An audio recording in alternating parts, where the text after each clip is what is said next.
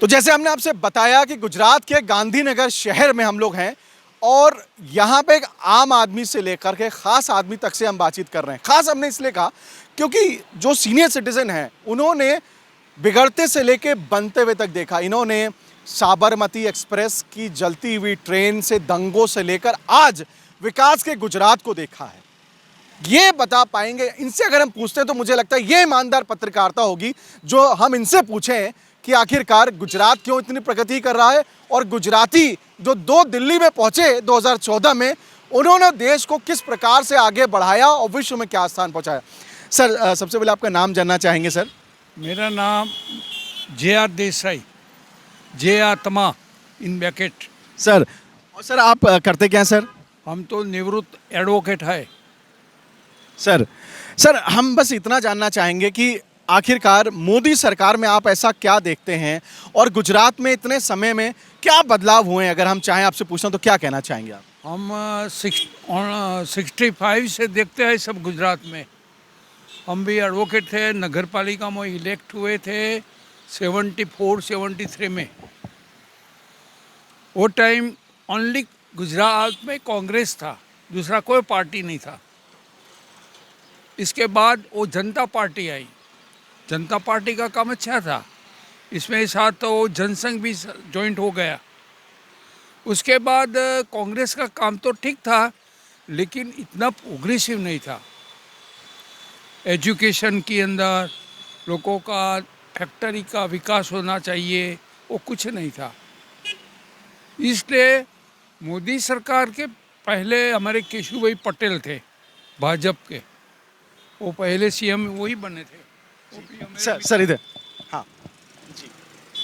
केशुभाई पटेल के साथ और नरेंद्र मोदी वो ठेकेदार थे उसके, केशुभाई के। और वो શું નામ આપણે પેલા બાપુનું? शंकर सिंह वाघेला। वो अभी तो कांग्रेस में है, वो निकल गए। वो एक टाइम हो गए थे CM, उसके बाद निकल गए। इसके बाद CM केशुभाई आया, मेहता साहब आए। उसके बाद वाजपेयी ने डायरेक्ट मौका नरेंद्र मोदी को गुजरात बचाना है तो नरेंद्र मोदी को दिल्ली से इधर भेजा। और नरेंद्र जब तक वाजपेयी ने फ़ोन किया वो टाइम नरेंद्र मोदी दिल्ली अंदर अग्नि संस्कार कोई का कर रहे थे। भाई मोदी सरकार तुम क्या करते हो, हम तो ये स्मशान यात्रा में आए। उसके बाद इधर भेजे और उसके ठेकेदार वाजपेयी और अडवाणी जी है, वो चलाएगा। उसके बाद आने के बाद 6 मंथ हो गया, वो इधर अर्थक्वेक आया था कच्छ में, अहमदाबाद में। वो टाइम केशुभाई की सरकार थी, लेकिन नरेंद्र मोदी को भेजा तो उसने अच्छी तरह से काम किया। वो कच्छ का, अहमदाबाद का काया पलट कर दिया। हाँ।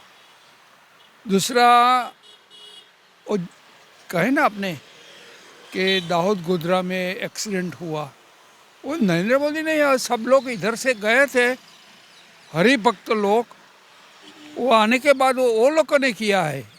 नरेंद्र मोदी ने तो कुछ नहीं किया।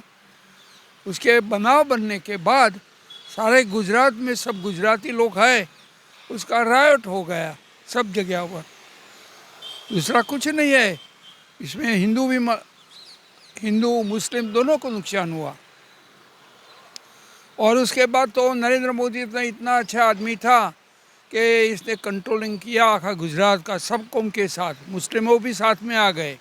उसके बाद मोदी के समय आज तक मोदी ने आने के बाद एक भी तूफान नहीं हुआ हिंदू मुस्लिम का।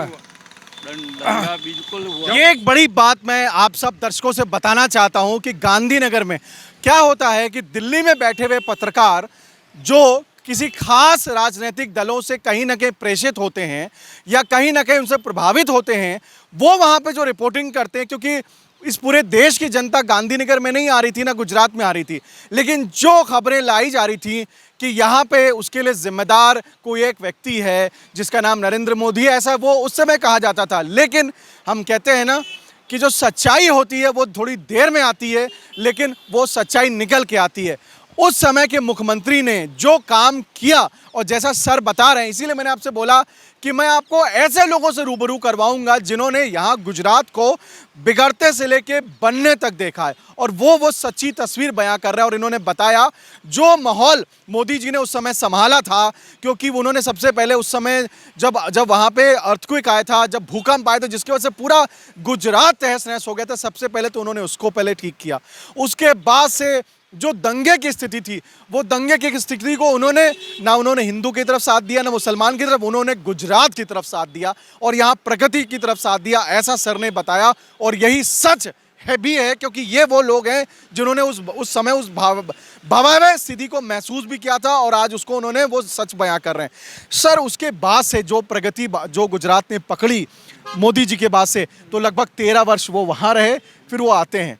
आपको लगता है कि ये जो ऐतिहासिक जो काम उन्होंने और उनकी जोड़ीदार अमित शाह जी ने जो किया, मैं सर आपके पास भी आऊँगा सर से बात खत्म करके सर, क्योंकि आपके पास भी उतनी ही बेहतरीन जानकारियाँ हैं जो मैं आपसे लूँगा। सर, ये दो जोड़ी की मैंने बात करी, इन दो जोड़ियों ने जो गुजरात की कायाकल्प किया, अब आपको लगता है कि अगला जो तीसरा टर्म है उसमें भी ये लोग कायाकल्प करेंगे? और खासतौर से अमित शाह जी जो आज गांधीनगर से जिन्होंने नामांकन भरा है, उनके बारे में भी क्या कहना चाहेंगे? अमित शाह भी इज़ वेरी कॉम्पिटेंट आदमी, वो भाजपा के अंदर, वो नरेंद्र मोदी के साथ रह के काम करता था, वो होम मिनिस्टर था और वो नरेंद्र मोदी सीएम थे, इसलिए सब काम अमित शाह करते थे और उसका काम तो बढ़िया था। वो ताकत वाला आदमी है। हम हर रोज़ वो लोकसभा राज्यसभा चलती है ना, तो टीवी में देखते हैं हर रोज़ 11 बजे। इसमें तो अमित शाह का काम देखकर हम भी विचार करते हैं कितना बाहुस आदमी है गुजरात का, तो वो देखकर भी हम खुश थे। और हम भी जाते हैं इसका हर एक काम में साथ में रहते हैं। और वो ही फिर से गुजरात में तो आने वाला है